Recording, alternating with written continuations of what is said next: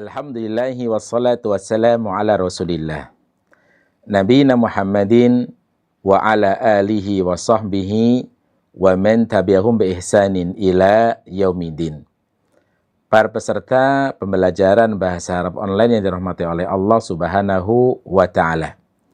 Alhamdulillah, kita bersyukur kepada Allah Subhanahu wa ta'ala atas limpahan rahmatnya yang telah diberikan kepada kita semuanya, sehingga kewajiban seorang hamba setelah mendapat nikmat dari Allah Subhanahu wa ta'ala adalah wajib untuk mensyukuri nikmat tersebut. Salah satu di antara bentuk syukur kita kepada Allah Subhanahu wa ta'ala adalah menggunakan waktu tersebut untuk hal-hal yang positif, untuk hal-hal yang bersifat ketaatan kepada Allah Subhanahu wa ta'ala. Salah satu daripada bentuk ketaatan kita kepada Allah Subhanahu wa ta'ala dengan menggunakan nikmat waktu luang yang telah Allah berikan kepada kita adalah digunakan untuk belajar bahasa Arab, karena belajar bahasa Arab ini adalah merupakan salah satu di antara bagian agama kita ini yang perlu untuk dipelajari. Karena seorang thalabatul ilm harus mempelajari bahasa Al-Quran, bahasa Islam, yaitu bahasa Arab. Para peserta yang dirahmati oleh Allah Subhanahu wa ta'ala, pertemuan kali ini kita akan membahas huruf syarat yang berikutnya, di antara huruf syarat yang tidak menjazmkan, yaitu laula dan lauma. Laula dan lauma ini merupakan dua huruf syarat yang memiliki makna yang sama. Kalau kita artikan laula dan lauma adalah seandainya tidak ada. Itu makna dari laula. Seandainya tidak ada. Itu laula dan lauma. Namun yang sering muncul, yang sering kita dapati pada penggunaan sebuah kalimat adalah biasanya menggunakan laula. Adapun kalau lauma itu penggunaan yang mungkin jarang kita dapati, ada tapi tidak sebanyak daripada laula. Namun hanya sekedar kita tahu saja bahwa ada lauma yang maknanya sama seperti laula. Hanya saja dari sisi penggunaannya itu laula aktsaru istimalan fil kalam. Laula itu adalah yang paling banyak yang sering kita dapati pada penggunaan sebuah kalimat. Para peserta yang dirahmati oleh Allah Subhanahu wa ta'ala, maka laula, berkata musannif di kitabnya yaitu Mulakhas Qawaidil Lughah Al-Arabiyyah, laula wa lauma. Laula dan lauma. Wahuma harfa imtina'in li wujudin. Dia adalah huruf imtina' lil wujud. Dan ini adalah merupakan istilah untuk nama dari laula dan lauma, yaitu harful imtina' li wujudin. Sebagaimana pada pembahasan sebelumnya, lau ini memiliki istilah, yaitu harfu imtina'in li imtina'in. Nah, sekarang laula dan lauma ini juga memiliki istilah, yaitu harfu imtina'in li wujudin. Huruf imtina' li wujud. Maksud dari kalimat harfu imtina'in li wujud adalah imtina'ul jawabi li wujudi syarti. Imtina'ul jawab, tercegahnya suatu jawaban liwujudi syarti, karena adanya syarat. Karena adanya syarat. Maka kalau kita lihat pada makna dari harfu imtina'in lil wujud, yaitu imtina'ul jawab liwujudi syarti, maka huruf yang menunjukkan tidak terjadinya sesuatu karena adanya sesuatu yang lain. Maka di sini, jadi harfa imtina atau harfu imtina'in lil wujud, maknanya adalah imtina'ul jawab li wujudi syarti, yaitu huruf yang menunjukkan imtina'ul jawab, tidak terjadinya sesuatu, ya tidak atau kalimat yang menunjukkan tidak terjadinya sesuatu liwujudi syarti, karena adanya sesuatu yang lain. Itu adalah makna dari harfa imtina'in li wujud, yaitu apa? Tercegahnya atau tidak terjadinya sesuatu karena adanya sesuatu yang lain. Maka di sini kalau kita lihat laula, ini adalah huruf apa namanya? Huruf syarat yang tidak menjazmkan. Lau. Kemudian imtina. Kata imtina artinya adalah ketiadaan atau tidak terjadinya. Imtina artinya ketiadaan. Imtina atau dalam kata lain tidak terjadi. Imtina, tercegah atau tidak terjadi. Kemudian liwujud. Kata liwujud artinya karena adanya sesuatu. Di sini karena adanya sesuatu. Berarti imtina lil wujud berarti apa?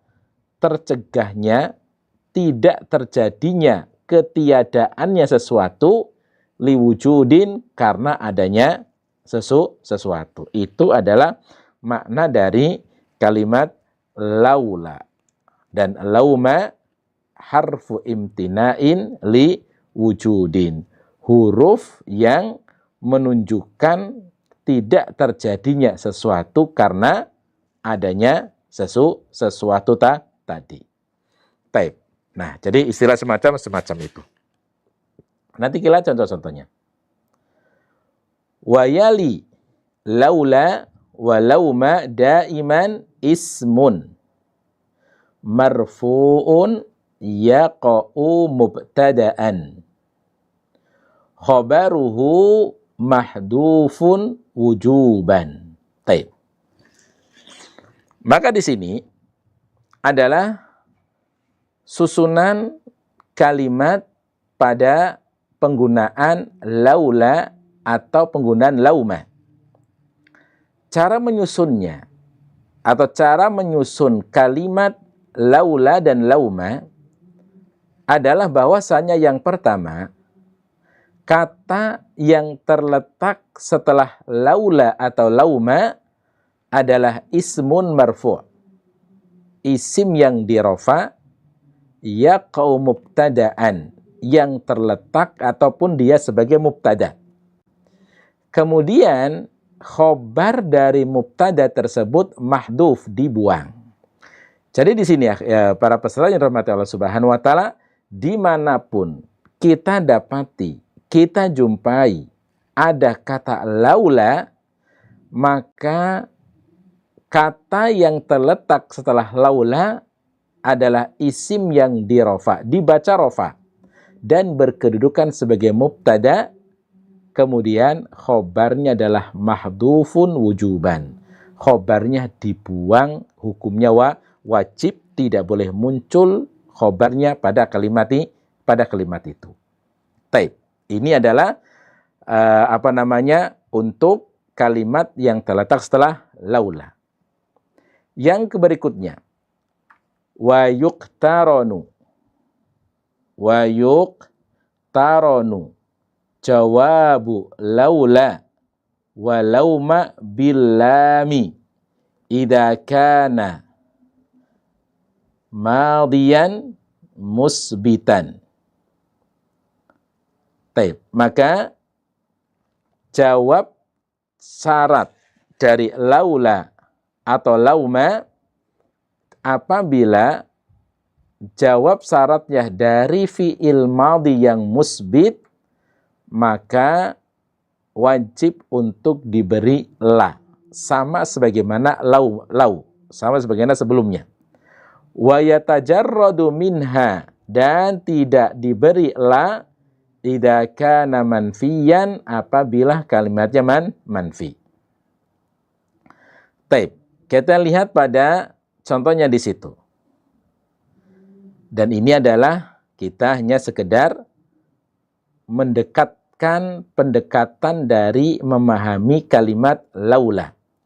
Dan sebenarnya kalimat ini tentunya tidak diperbolehkan apabila tidak disandarkan kepada Allah Subhanahu wa ta'ala. Tapi sekali lagi, ini hanya sekedar contoh untuk pendekatan makna dari kalimat laula atau lauma. Adapun hukum daripada pelafatan laula dan lauma secara hukum syar'i tentunya bukan di sini tempat pembahasannya. Nanti akan dibahas pada materi pembahasan tentang tauhid, tentang akidah, tentang tauhid yang berkaitan dengan hukum ucapan seseorang seandainya atau seandainya tidak demikian dan demikian, bagaimana hukum mengucapkan kalimat semacam itu. Jadi ranah di sini adalah hanya sekedar memahami huruf dalam sisi bentuk bahasa Arabnya, bukan hukum syar'inya. Jadi harus difahami biar tidak terjadi salah faham dalam masalah ini. Atau mungkin kita bisa menggunakan contoh-contoh yang lainnya. Contoh yang lainnya yang mungkin akan lebih pas. Kita bikin contoh yang lainnya biar contohnya lebih pas. Adalah misal kita ada contoh laulallahu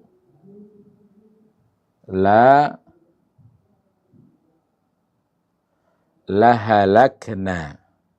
Laulallahu lahalakna. Laulallahu lahalakna. Nah, di sini adalah laula harful imtina'il jawab liwujudi syarti, yaitu harful imtina lil imtina, tidak terjadinya sesuatu karena adanya sesuatu. Maka di sini penggunaan dalam sebuah kalimat isim yang terletak setelah laula adalah marfu'un mubtada. Kemudian khobarnya mahdhuf. Takdirnya di sini laulallahu mubtada, khobarnya adalah maujudun. Laulallahu maujudun, dan kata maujudun ini sebagai khobar dari mubtada yang dibuang, yang mana pembuangan di sini adalah hukumnya wajib, tidak boleh ditampakkan pada pelafatan kalimat tersebut. Nah, jawab syarat daripada laula adalah ini. Jawab syaratnya adalah lahalakna. Lahalakna ini jawab syarat dari laula. Nah, halakna di sini bentuk fi'il madhi yang musbit. Maka di sini adanya huruf lam yang menjadi ketentuan wajibnya sebagai jawab syarat daripada laula, yaitu bentuk madhi yang musbit. Baik. Wallahu ta'ala bisawab. Ini yang bisa kita bicarakan, yang bisa kita bahas pada pertemuan kali ini. Kita tutup dengan doa akhir majelis. Subhanakallahumma wa bihamdika asyhadu an la ilaha illa anta astaghfiruka wa atubu ilaik. Assalamualaikum warahmatullahi wabarakatuh.